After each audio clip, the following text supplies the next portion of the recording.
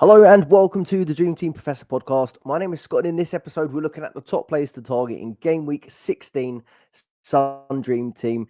It's almost Christmas, and this game week is going to take us all the way through the Christmas period. So we've got a Premier League double game week with all teams playing twice. The deadline is Saturday, 11 a.m. ahead of Haaland's hat-trick away at Aston Villa in the 12:30 kickoff. So I've highlighted a few teams that we might want to target in this episode, but all teams basically are viable if you do want to take a few punts. We don't have European football for a little while. All teams play the same amount of fixtures this week, the same amount of fixtures next week, and then I'll come on to it. It gets a bit difficult after that. But the teams I like the look of this week are, and you're going to hate this one, Manchester City. Their form has obviously been pretty terrible, but I am going to include them in this episode. But mostly it's whether or not we take the players out or keep them in. Arsenal, they've got a really nice double this week. So Crystal Palace away, obviously just played Crystal Palace in the Cup, but got them in the Premier League away, followed by Ipswich at home, which looks a really nice fixture. The fixtures carry on quite nice for Arsenal as well.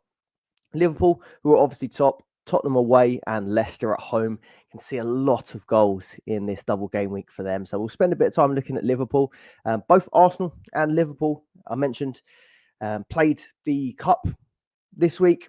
They have gone through to the next round. So I'll talk about where that falls in a minute, but they will have extra fixtures going forward. Manchester United, Bournemouth at home and Wolves away next week. Form has been a little bit iffy for United. I get that's more also of a case of which ones are we going to be taking out. Newcastle, Ipswich away and Aston Villa at home. Newcastle, also one of those teams that have made it through to the semi-final of the Carabao Cup. Aston Villa, Man City at home, Newcastle away. I have actually ticked them, but I'm actually going to leave them out looking at that. Man City at home, obviously not in the best of form, and then Newcastle away is a really tough fixture. So I'm not really fancying the Villa players for this game week. If you have got any, or you're thinking about getting any, feel free to drop them in the comments below, but I'm not going to do a section on them in this episode. Spurs, Liverpool at home, Forest away. Funny old team, aren't they, Spurs? So again, another 4-goal thriller. I think it was 9 goals across the 2 games this week. Never entirely convincing, entertaining to watch, but they do have good dream team assets in their team. So we'll go on to them as well. Liverpool at home, Forest away. Does look like a fairly tough double. Chelsea, Everton away, Fulham at home. They're on an incredible run at the minute, Chelsea, scoring plenty of goals, and these fixtures do look nice. Everton away, Fulham at home, but they may not be as easy as they look on paper. Everton causing Arsenal problems last week, and Fulham have been pretty good for themselves. Going to leave Crystal Palace and Bournemouth out. West Ham, although they haven't been exactly consistent, Brighton at home, Southampton away does look nice. So we're going to spend a little bit of time on them. Fulham, Southampton at home, Chelsea away. Fulham are a bit of an odd side where they obviously have the Premier League double this week and then the single the week after, which is normal. But in game week 18, their FA Cup fixture is falling in game week 18, whereas everyone else's falls in 19. The same happens with Everton, although I'm not going to mention them in this episode. But they then they have a double game week in game week 18 when most teams don't. The Carabao Cup semi-finals, which I mentioned, have also been put into that game week 18, but aren't shown on the Dream Team app yet. So there are a few other teams that will double that week, but Fulham are one of those rare ones that do. And then Brentford, I'm going to include them this episode. So they've got Nottingham Forest at home and Brighton away, but they've been a pretty good side this season, Brentford. Their home form's been really good. And there's one particular player that is on a few of our minds for this game week. So like I mentioned, no fixture gains to look at for next week, no fixture gains to look at for this week. So each team doubles this week, singles in game week 17. But come game week 18, so Arsenal will double. They have Brighton, and then they'll have Newcastle in the Carabao Cup. Liverpool, they have Manchester United at home, and then they'll be away at Spurs in that first leg of the Carabao Cup semi. Newcastle have Spurs away, followed by Arsenal away. So a pretty tough week for Newcastle in game week 18. And then Spurs have 2 home fixtures that week. So it'll be Newcastle at home in the Premier League and then Liverpool at home in the Carabao Cup semi. So those teams will have a double, and Everton and Fulham, who I mentioned. So Everton that week would have Bournemouth away and Peterborough. at home. I don't know if that's going to be one we particularly want to target. And then Fulham have Ipswich at home, followed by Watford away Watford at home in the FA Cup. Sorry, so they are two that might be of interest outside of the Carabao Cup sides. The only downside, if you do go for like Everton or Fulham for that week, is the following week where everyone else plays their Premier League match and FA Cup match. They won't have an FA Cup match. So you gain a fixture that week, but then the game week after it in game week 19, you'd lose a fixture. So it's one to have a little think about. A quick look at the goal projections from 11afide.com. Just a reminder, the fixture ticket that we just had on screen was from ffstuff.co.uk. A really handy free website to use your dream team planning. The player data I use all the time for putting these slides together, and there'll be their match center on the following slides. But this is 11afide here, the goal projections. I've got 2 weeks up on screen as they do it based on the FPL game weeks, but where it's a double game week in Dream Team, we have to look through both of these. So for the first match of the game week, Fulham are actually the only team that are projected to score more than 2 goals, 2.04 in their game against Southampton. Now, again, we may have to consider, like, are they going to be the same Southampton? They might have a new manager bounce. They might have like a caretaker coach taking over. I don't think they've appointed a new manager yet, but we may have to start considering teams like Southampton or even Wolves potentially as being tougher fixtures, because these will be based on who they had beforehand. Newcastle 1.98 are up there. Liverpool 1.92. Man City are still favoured despite recent form, 1.86.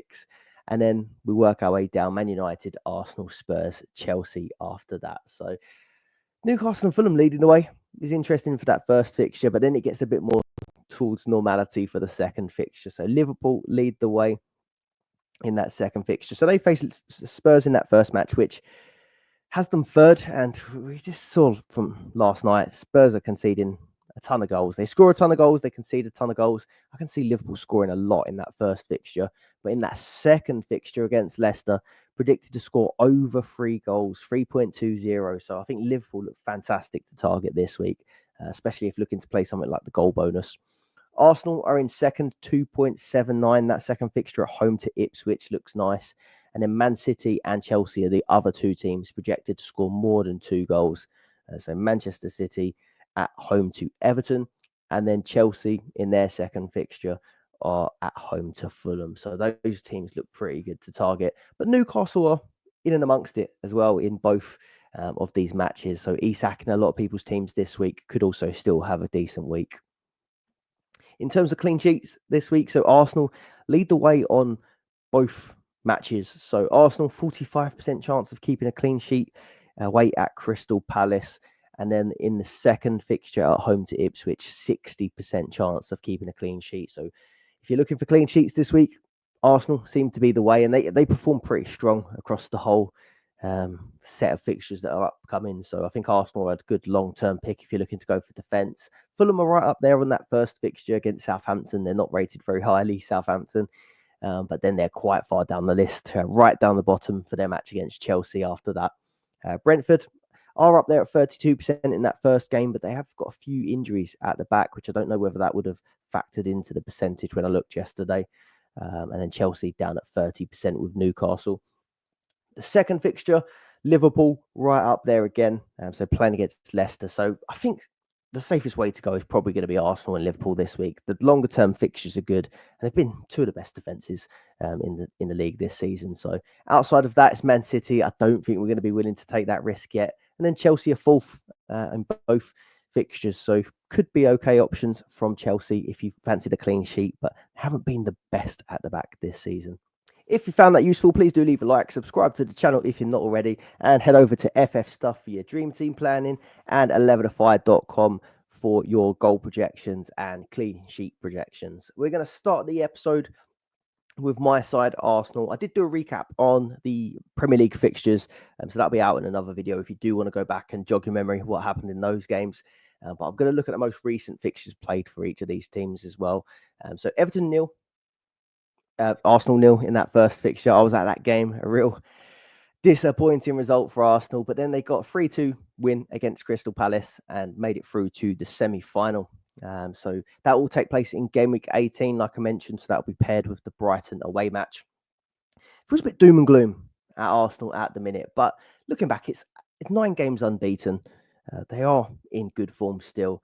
I just think it's been the nature of the points dropped that has made it feel a little bit worse than what it has been. Every time Liverpool seem to have dropped points, Arsenal seem to have dropped sloppy points, like against Fulham and like against Everton. So I do think that the feeling around the team has been maybe over amplified a little bit.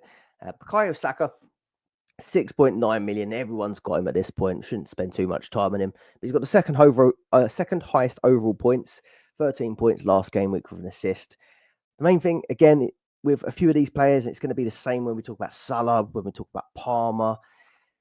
Are we going to captain them? Because we've all got them at this point, pretty much. And if you haven't, then try and get them in. But I think the main thing is going to be, are they a captaincy shout? So he's got 9 goals, 15 assists for this season.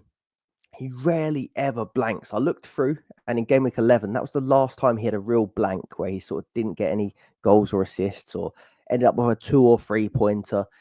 But all the way since game week 11, he's been hitting big numbers, even when he doesn't score. So this week, still got a good return in that first fixture without scoring against Everton because of the bonus points. And then still came off the bench in this cup match to get an assist for one of the Jesus goals. So I think he is a really good option for captaincy. We will speak about boosters in a minute, but I do think if you are playing a goal bonus booster, I don't think you particularly would want to play it on Saka, because I do think there's players that will score more goals than him this week, but he does still get the points in other ways. So I think goal bonus, wouldn't consider him for the captaincy, but just going for a normal game week, I do think he's a shout. I do think these are 2 games where he could rack up a good amount of points. Ødegaard, 7th highest midfielder since game week 11. Now, the reason I looked this up, because I feel like he'd been quite underwhelming, and I wanted to make sure that it just wasn't perception. He's quite an expensive midfielder, so he should be right up there amongst them. Since coming back from injury, he's had 5 assists and 1 goal in 9 matches. I'm still leaning towards selling him on my goal bonus just because that lack of goals. But I did say a similar thing about Kulusevski recently, who only had 2 goals at the time when I was looking to play a max captain booster. And since then, he's gone on a run of scoring 4 goals in 4 games. So maybe the same will happen with Ødegaard. If you do think I'm unlucky when it comes to that, maybe you want to leave him in. But Saka, Bruno, Palmer, Maddison, Kulusevski and Enzo Fernandez have all outscored Ødegaard since he returned from injury. So I don't quite think he is justifying his price. If he didn't come off the bench and get 2 assists against Crystal Palace, I would certainly have been selling. The 2 assists has made me wonder, because he still finished with an okay game week sort of points. But yeah, I think a bit like Havertz last week, maybe these 2 attacking returns has papered over the cracks a little bit. I don't think he's been at his best. Gabriel Jesus has scored a hat-trick, 25 points against Crystal Palace, started up top with Havertz on the bench. Would I pick Jesus? No, I wouldn't. I do think maybe there's a chance that we throw him straight back in again while he's on form, or while the morale is high, but I don't fancy it. I'm not certain that he would start. I still think Havertz has had a rest here and could quite easily start that game. Maybe they both played together, but the doubt alone is enough to say no to Jesus and no to Havertz for me. Gabriel at the back, so 5.3 million. Improves the Arsenal defence when he is back. It's really good to see him back in the lineup. He had a really good performance against Everton, and the fixtures are strong longer term for Arsenal. We saw that they were up there for the clean sheet projections, and he's probably the biggest goal threat at the back for Arsenal with 4 goals. Something that I am really interested in this week. But around that price point, 5.3, there are a lot of good options. There's Saliba at the same price, who has more points, but I do still fancy Gabriel a little bit more. He's the target for these corners.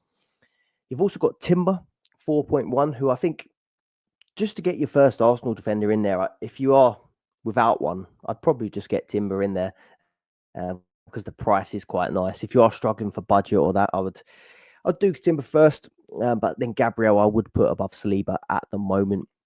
You've also got Virgil van Dijk, Trent, who are in and around a similar price point. So maybe you want to consider if you want to go Liverpool instead.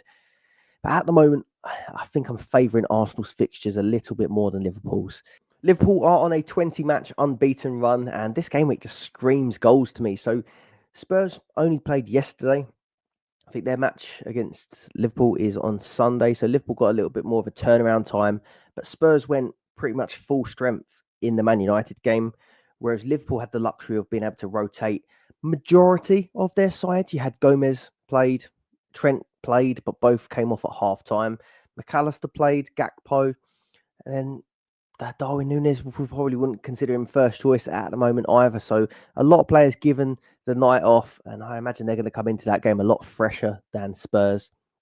And then in the second fixture, Leicester at home. Leicester have been conceding a lot of goals and a lot of chances recently. So I do really fancy Liverpool for this game week. Salah, 7.6 for the captaincy, maybe. I do really like the look of this one, both on goal bonus or not on goal bonus.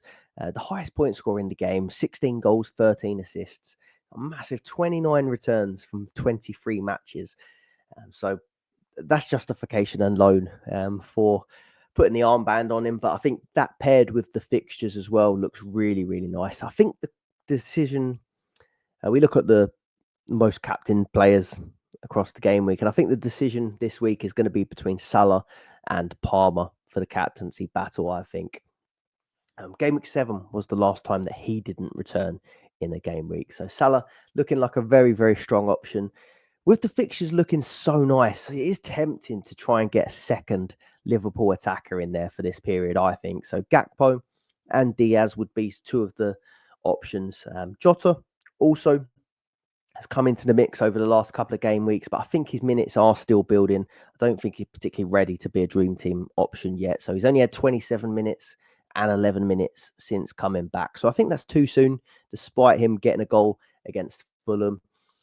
Gakpo and Diaz. So I think it might be different in your scenario, but chatting with the guys at the Dream Team Tonic podcast and our Patreon, YouTube community as well, people send their questions in, and we talk about the decisions we're making each week, and it feels a little bit like people are trying to decide who is going to be their fourth midfielder rather than who's going to be their third attacker. And obviously Gakpo's down as a striker, so I feel like he's less appealing, where a lot of people have got like a Bruno, a Saka, a Palmer, but they just don't quite know who to have as their sort of fourth midfielder. So Diaz at 4.1 could be an option. He's got 9 goals this season.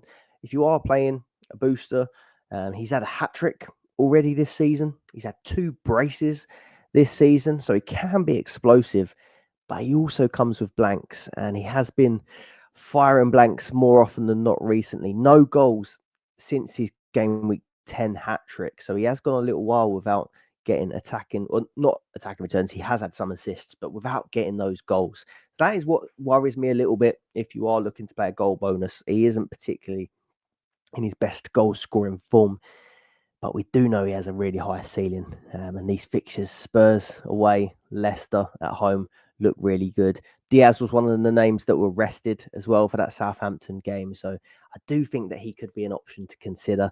Just feels a little bit more risky than some of the other ones we'll mention in this episode. Gakpo has scored plenty of goals himself and is in much better form at the moment, I would say, than Diaz. But it's just whether or not you want a third striker at the moment. Defence, I don't think my position's really changed on last week. So if money's no object, I think it has to be Trent, 5.8 million.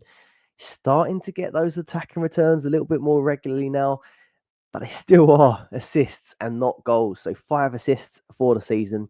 He has only had 4 shots on target this season. But some of the bigger names that are up there for goals, like Gabriel and Vardiol, haven't particularly had a ton of shots on target. They're just quite efficient when it comes to getting these headers in. But you do fancy that if you are looking for a goal from your striker, that Trent should be up there in the consideration, taking set pieces, and obviously can hit one from range as well. I think Virgil van Dijk at 5.5 is a perfectly good option as well. That's one that I was thinking about alongside Gabriel as an option. Who's the better option out of Gabriel and Virgil van Dijk?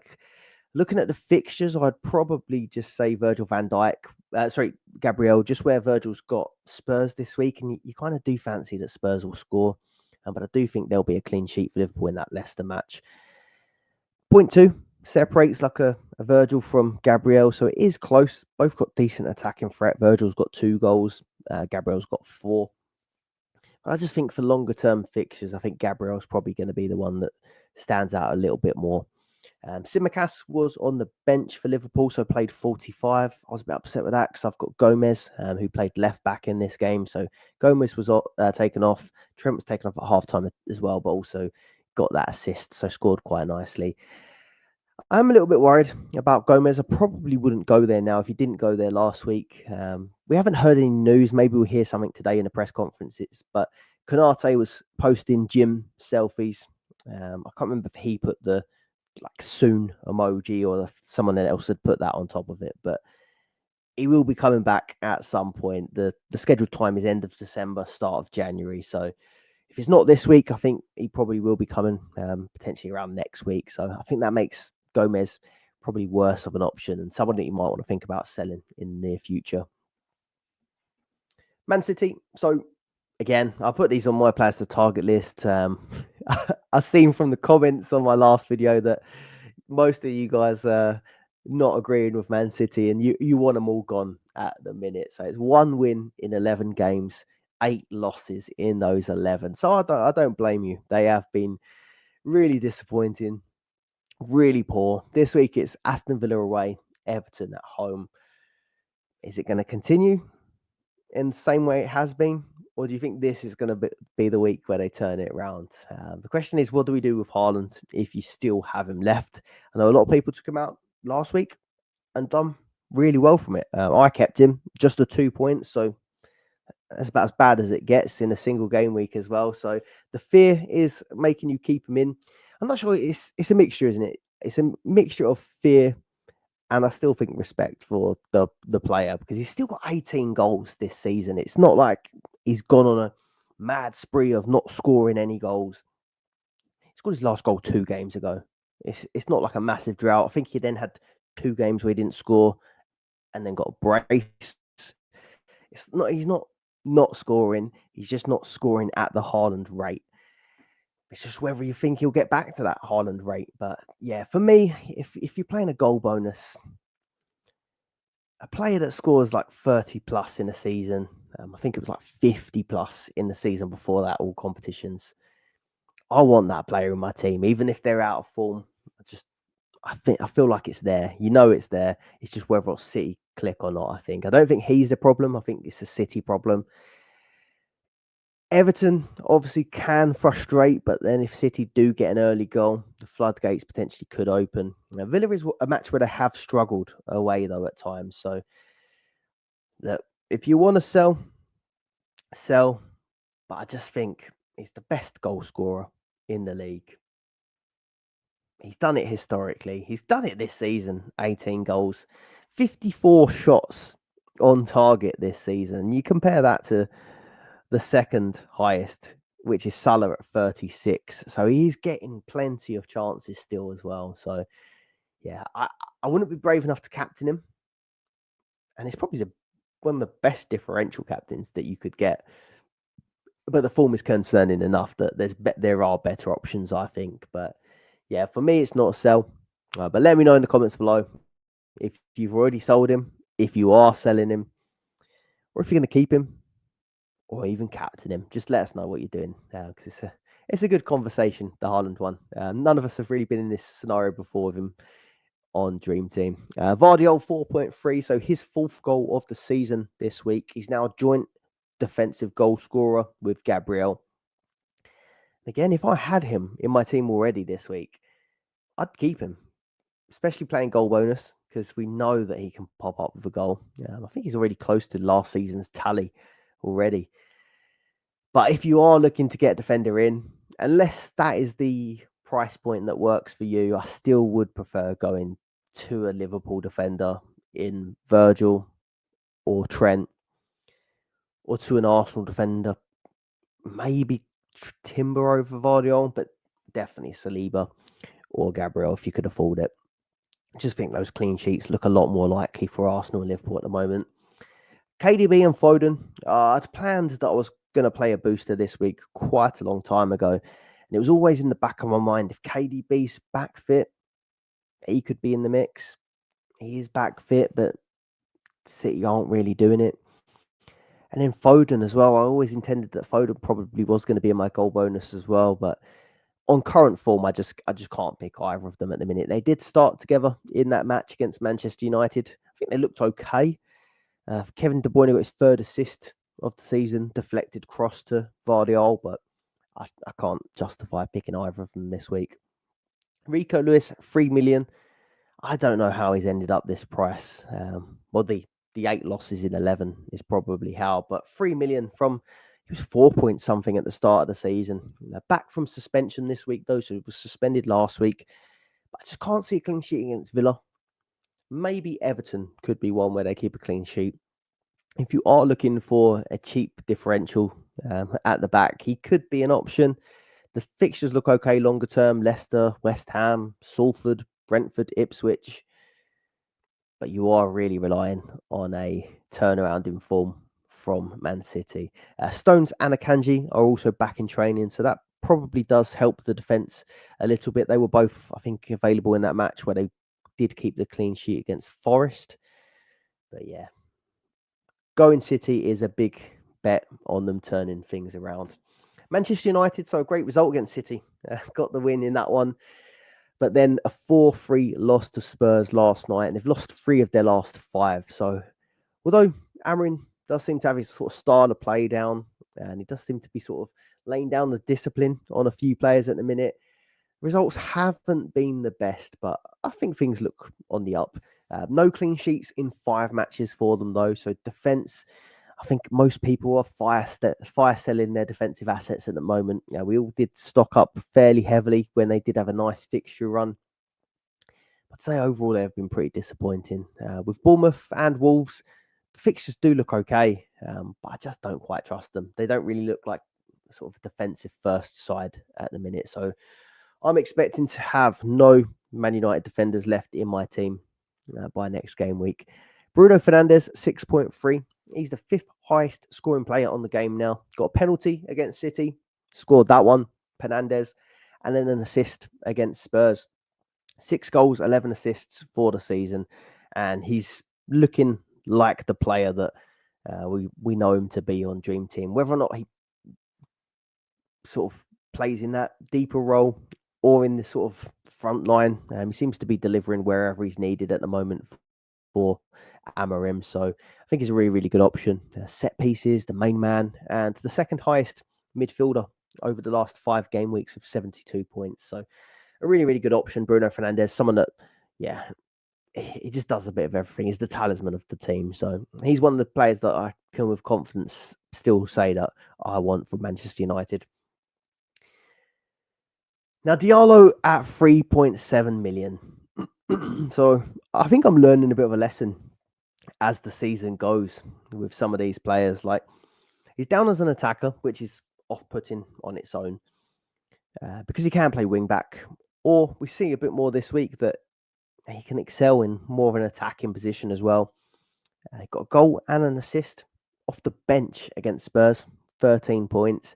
Just such hunger, like with his press, making a tackle on Fraser Forster, which was quite an embarrassing one for him, to be honest.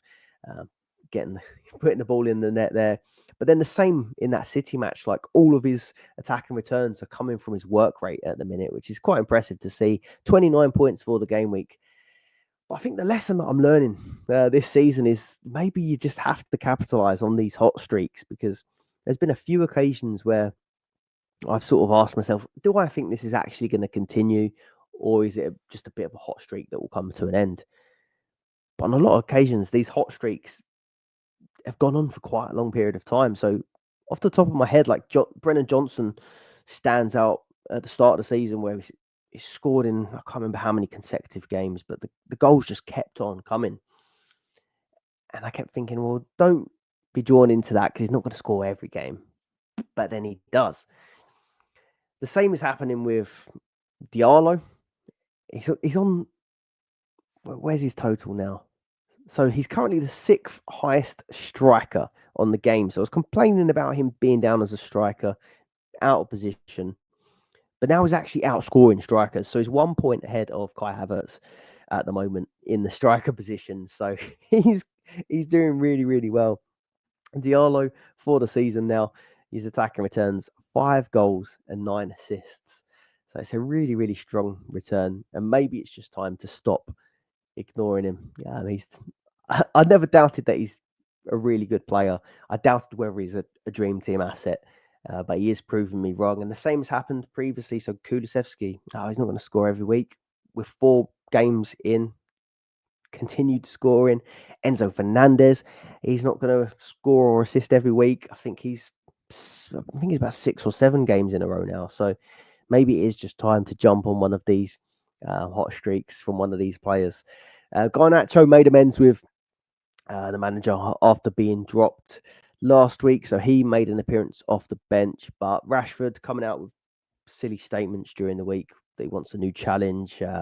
It didn't really help his cause with Ambrim. So he was left out of the squad still for this match. So I think I'd sell both at the moment. There's plenty of players to choose from that aren't having these sort of problems. So yeah, no point. Spurs, so shocking at the back. Defensive injuries as well probably isn't helping, but not really good in defence, even when everyone's fit, are they? I do fancy them to score against anyone, though. So defensively, they're a worry. But going the other way, 9 goals in 2 games, scored the second most goals in the Premier League. All their attacking numbers are through the roof. 36 goals in 16 matches in the Prem. And they will have that extra fixture now in game week 18 with the Carabao Cup semi. So I think they could be a way to go if you're looking to get extra matches along the line. Maybe save yourself a few transfers. And Kulusevski 3.6 at the moment is the standout. So yeah, I made a big mistake in this one.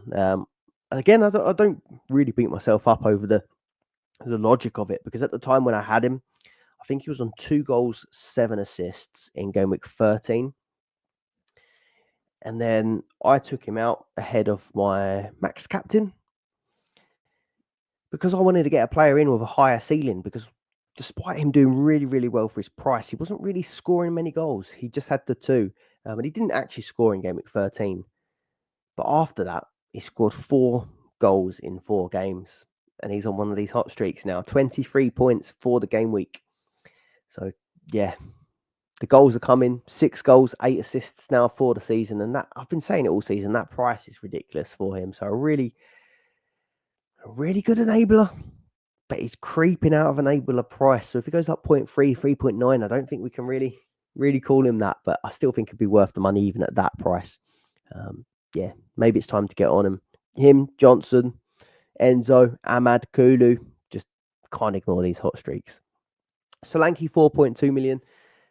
2 goals, 1 assist this game week. Finally paying back his owners that have kept this trust in him, because he has been a frustrating holder, I think, this season. But he's now returned 4 matches in a row, and he's the 3rd highest striker on the game.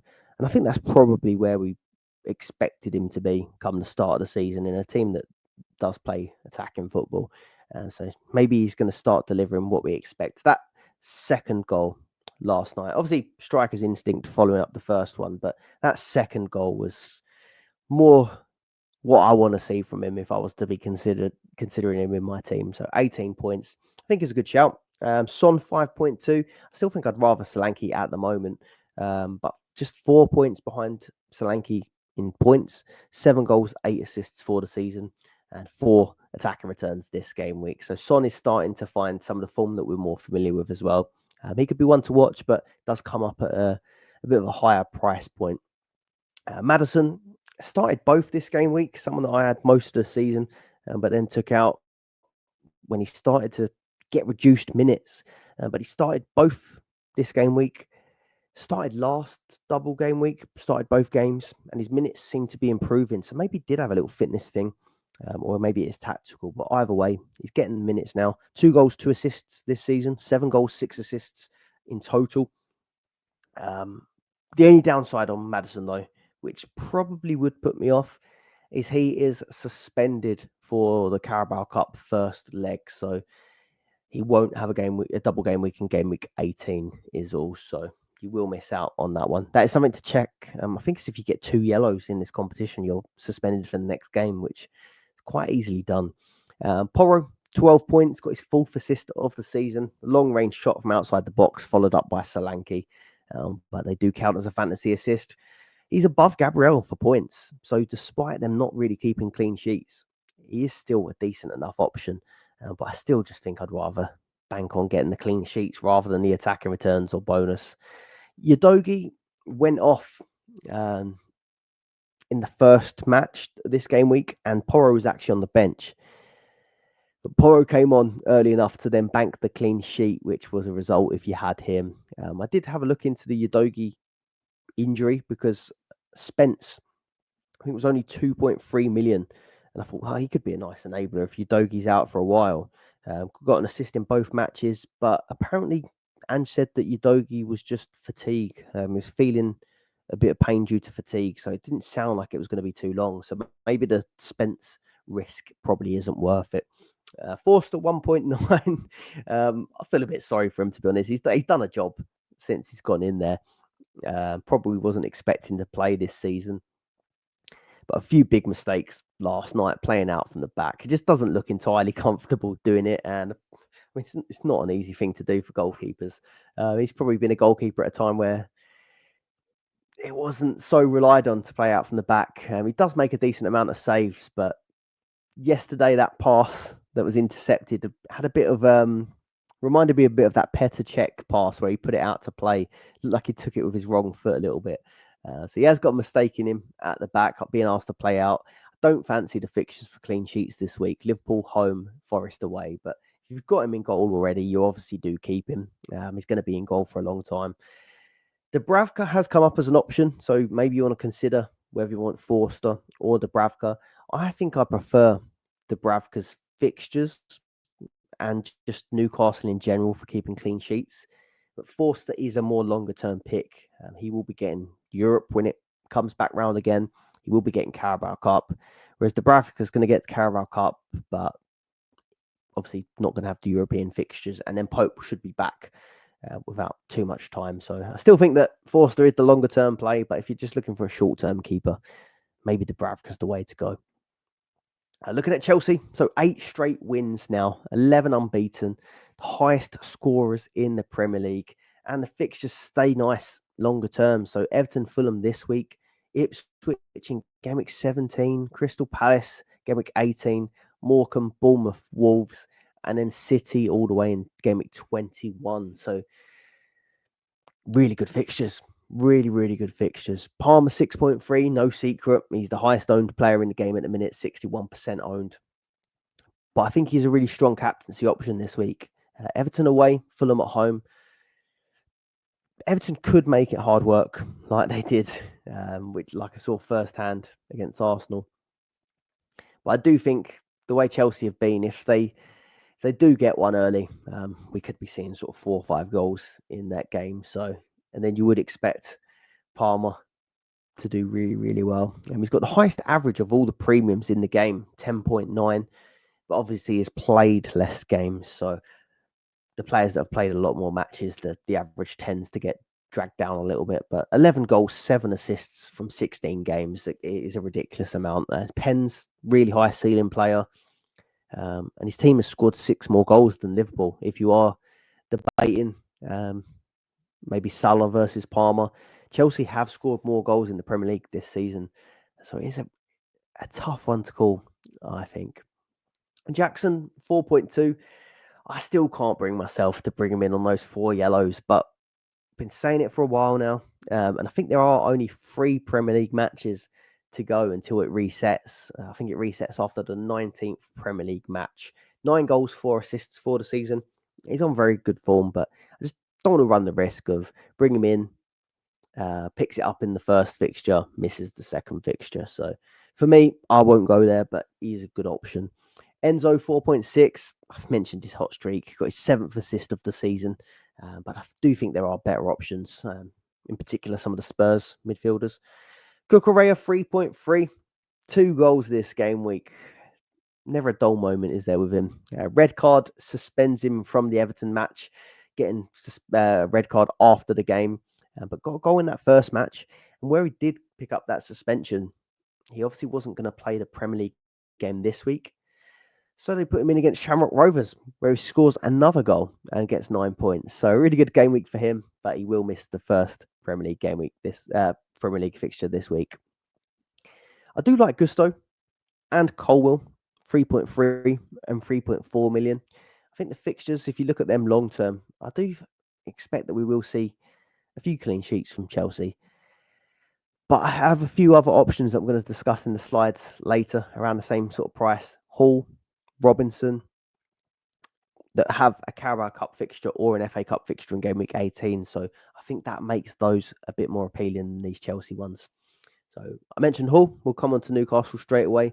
So back-to-back wins after no wins in 4. So remember, that is a bit of a lesson in do trust the fixtures at times. I know they have lost a few that you expected them to win recently, but those 2 home games looked really nice to target this week. And a lot of people went there with Isak. So yeah, play the fixtures. And they have got plenty of fixtures coming now with that Carabao Cup semi against Arsenal in game week 18 now. 7 goals scored over the game week, so free flowing.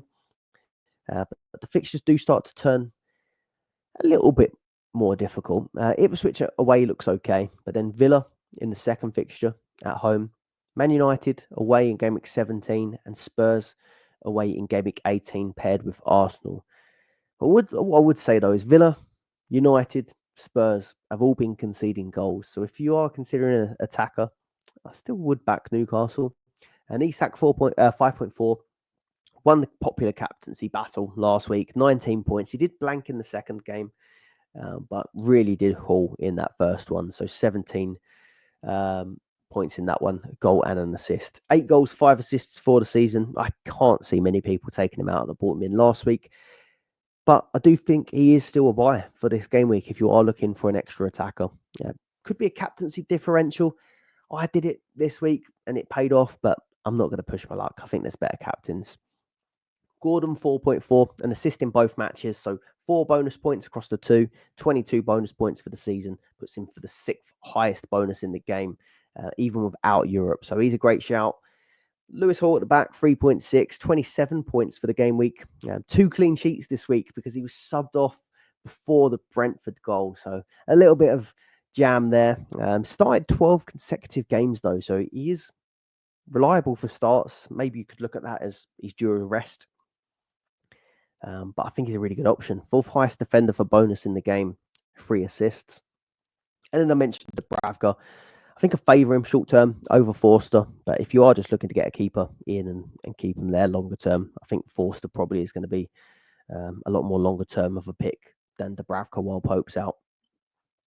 Right, little best of the rest category. So West Ham have got Brighton and Southampton this week, which looks nice, but the downside, their 2 best attacking options are expensive for what they are. So 7.5 average for Bowen, who is 5.9 million.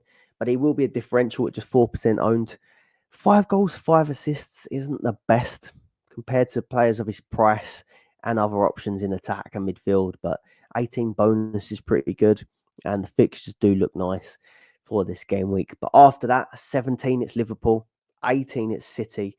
19, it's Villa and Fulham. So I do think it is kind of a bit of a 1-week punt in my opinion. Kudus, 5.3 again. Expensive, but 2% owned. If you really are looking for a differential, it could be a shout.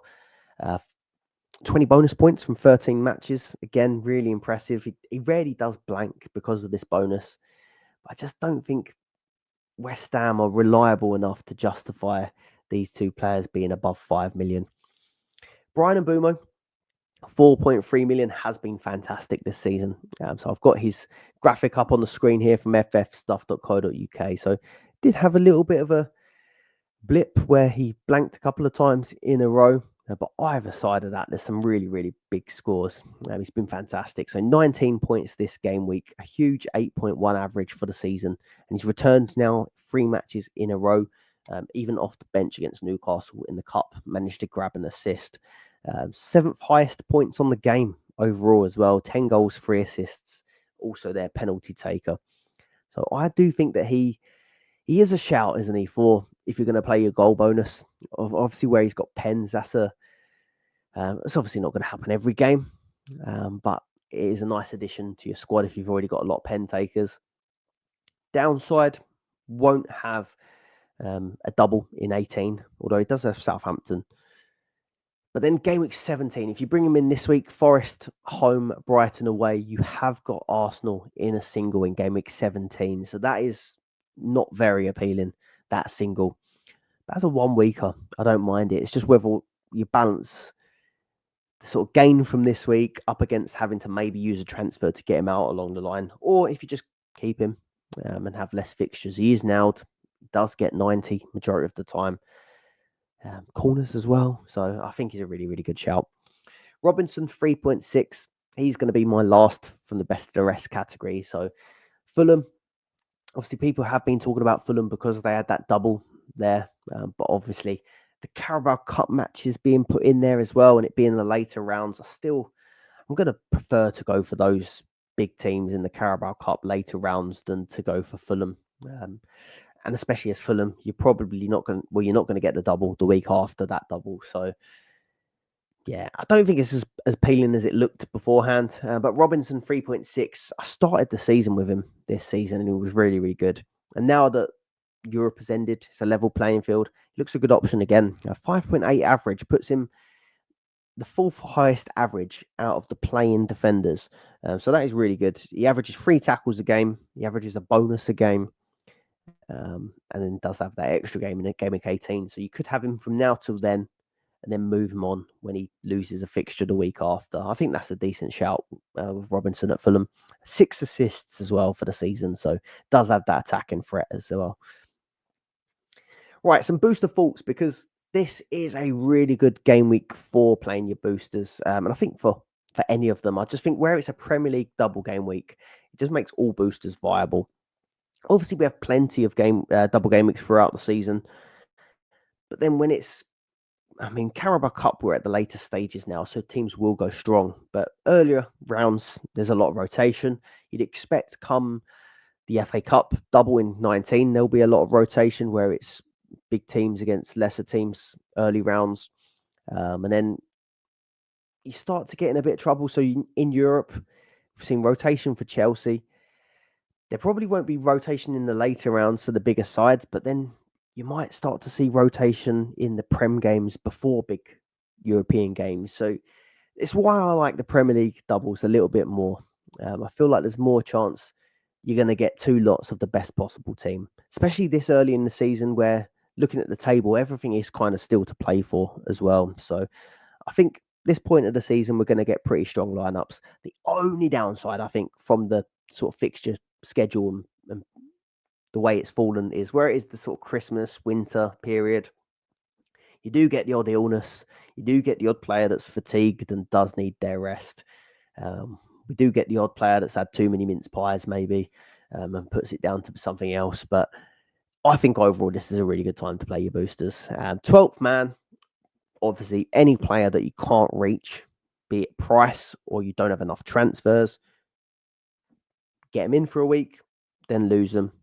I think it's a great shout. I can't tell you every player that would be a good 12th man. It depends on your team, but I think it's viable. Max captain versus goal bonus, though, is an interesting one because it's there are some really nice fixtures for the big teams, really nice double game weeks.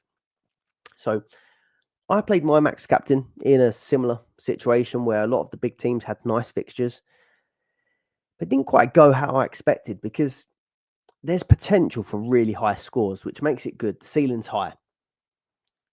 But what I saw when I played it, and it doesn't mean it's going to happen again, is that if there are multiple good captains and they all do well, you don't particularly gain from it. It could have just been a freak scenario. I think it was probably quite similar this week. But if all of the popular captaincies do haul, you probably are not going to gain much over the field is all. But I still do think a bit of luck has got to come into it. You can't control that. You have to just pick the games where you think there's going to be high scores, and I think this is going to be a high scoring week. So I think max captain still very viable. There's every chance that a Palmer could blank and a Salah could go off, or vice versa. And in that scenario, you will get the best captain that was on offer. Even Haaland. Imagine Haaland makes a comeback this week.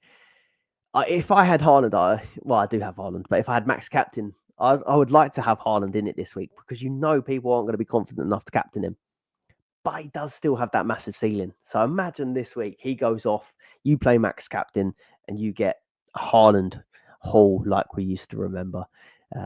I like Max captain this week, but I prefer goal bonus. So goal bonus is in play for me this week. It may not work for your team. I've been planning that I was going to play this for quite a while. So I've been getting penalty takers, goal scorers, premiums in midfield and attack, and cheaper players in defence. And you've seen I've got Muric in goal. So I've been trying to build towards it. If you don't think your team's ready for it, you don't have to play it because everyone else is playing it, because I'm playing it. Later in the season, you can build up a little bit of budget, get the team that you want, but just probably pick that week from a distance and start working towards it in advance. If you haven't thought about playing it up until now, there's a chance that maybe you're not in the right place to play it. But if you've built a team where you're happy, you think there's a lot of goals in that team, a lot of goal scorers, and you're happy with your captaincy choice, I do think this is a decent week to play goal bonus. Right, team update for this week. So 123 points for the game week, 1,998 total points, so just shy of 2,000 points. 40th on the overall leaderboard. This week been a bit up and down. So obviously in the top 50, I've actually only moved one place from my last top players to target video, from 41st down to 40th. But this week I've been as high as 25th in the overall leaderboard. It is really, really tight up there at the minute. The Spurs Manchester United match was what gave me quite a drop in rank last night with their crazy result. But yeah, couldn't have asked for more. 40th this time of the season. My moves as well. There was a period of time earlier in the season where each set of moves I made, I ended up down on points. But I think I'm on 3 greens in a row now. So Isak and Joe Gomez came in and gained me 18 points over Havertz and Dalot, who I took out. I put the armband on Isak. He got me 38 points. Muric in goal got me 7. Mazraoui, 5, has been disappointing. Timber, I'm happy with. Gomez, 5 points is okay. But it's just hopefully he ends up being a little bit more longer term. Saka, 13 points. Bruno, 15 points. Ødegaard, 13 points. And Palmer, 7 points. So a lot of points across my midfield. Ødegaard getting 13 points as I was in my head planning to take him out is a little bit of a problem. It does skew things a little bit. But I was really disappointed with him in that Everton match. So Mazraoui, Ødegaard, I think probably are 2 weak links in my team. I know Muric is a weak link in my team, but does it need changing yet? I don't know. I don't think so. Isak, 38 points for the captaincy. He's fine to keep hold of. Haaland, the debate is going to be there, but I've mentioned I'm happy to keep him.